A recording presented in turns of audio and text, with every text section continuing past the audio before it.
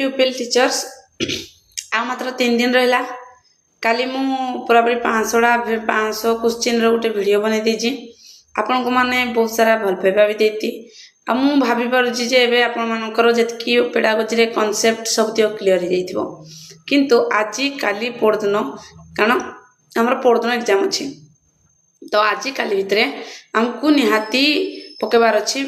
जो मने रखबार अछि बा मने पकेबार अछि बहुत सारा जिंस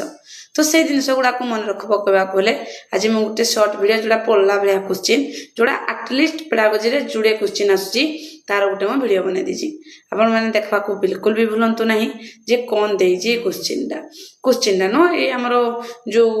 देछि जे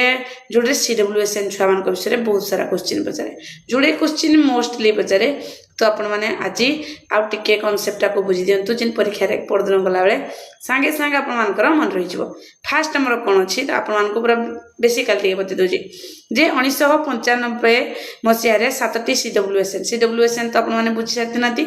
हमें इनक्लूसिव एजुकेशन स्पेशल एजुकेशन आ इंटीग्रेटेड एजुकेशन पढितले एरा प्रीवियस क्लास रे आपण माने गले भी देखि पारबे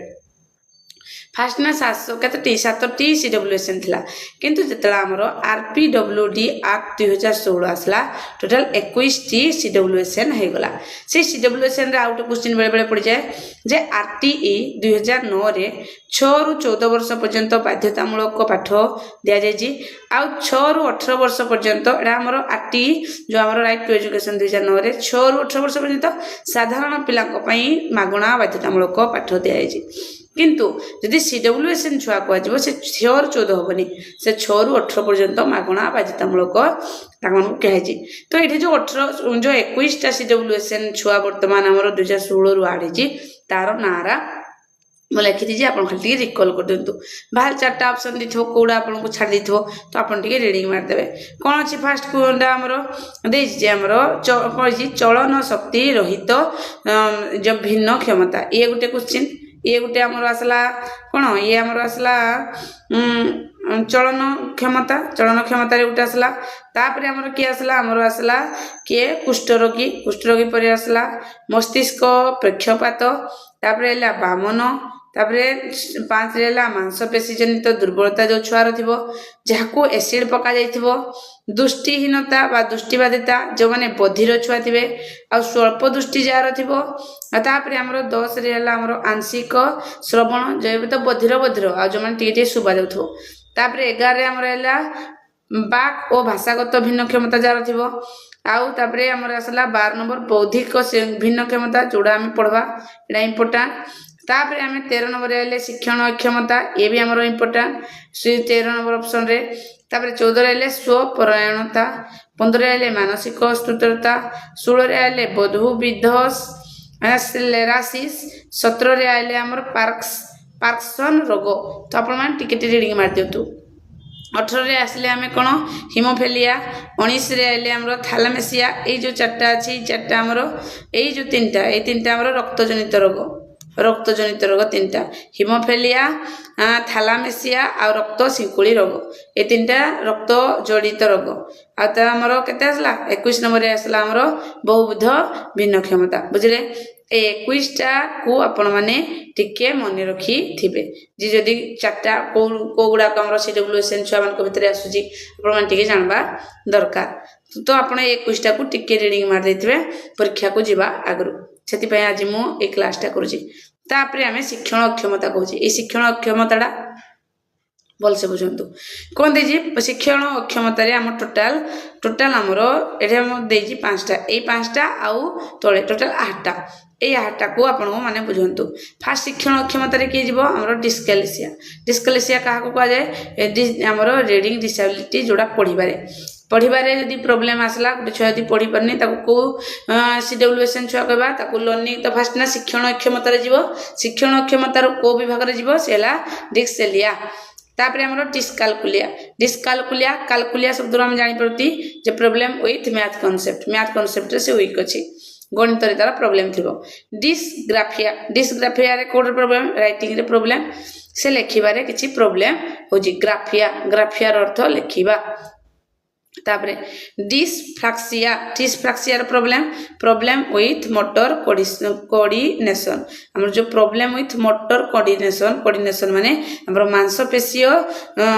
समन्वय रक्षा करबा जदी चली जाउथबो बोले खसी पडुथबो हाथ गोड़ गुडा को मुरी hi जाउथबो ए गुडा हमर तार प्रॉब्लम का हो जाउजी हमर डिस्फ्राक्सिया को जाउजी तापरे आइले हमर 5 नंबर इति को आपण मेनली रिकॉल करिकना जिबे हेति पई मु आज ए जेते तो पढ़ी सारे रिकॉल भितर ये 5 गोटी इंपोर्टाट ये आमर मैथ पेडागोजी ये आमर language pedagogy social study science आमर पूरा पेडागोजी दुईटा क्वेश्चन निहाती पड़ो तो ये दुईटा क्वेश्चन बिल्कुल भी बंद करबेनी निहाती पड़ुवा जिनस को आपन रिकॉल ही करबा को पड़िबो तो आपन देखवा निहाती दरकार तापरे हमरो ए देखंतो ए दुटा भीतर डिफरेंस एटा देजी डिस्फ्राक्सिया एटा देजी देखंतो एटा कोन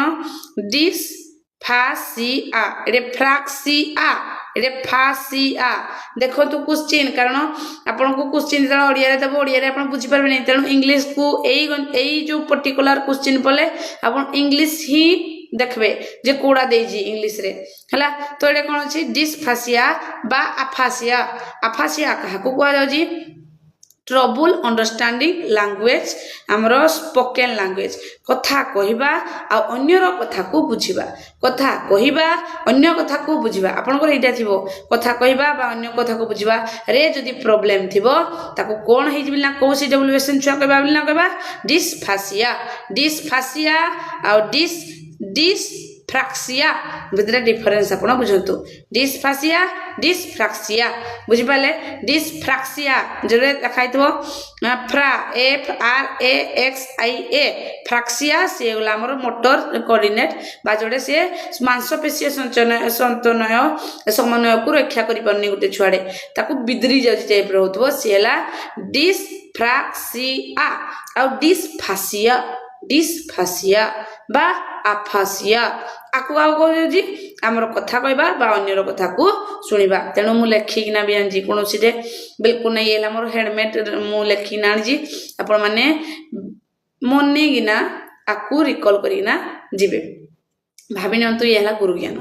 नेक्स्ट तापरे आउ दु तीनटा जिंस ए तीनटा भी इंपोर्टेंट हमरो सीडब्ल्यूएसएन रे जाउजी जोगुडा को हमरो को प्रॉब्लम होजी हमरो लर्निंग डिसेबिलिटी होजी बा शिक्षण अक्षमता एटा कोन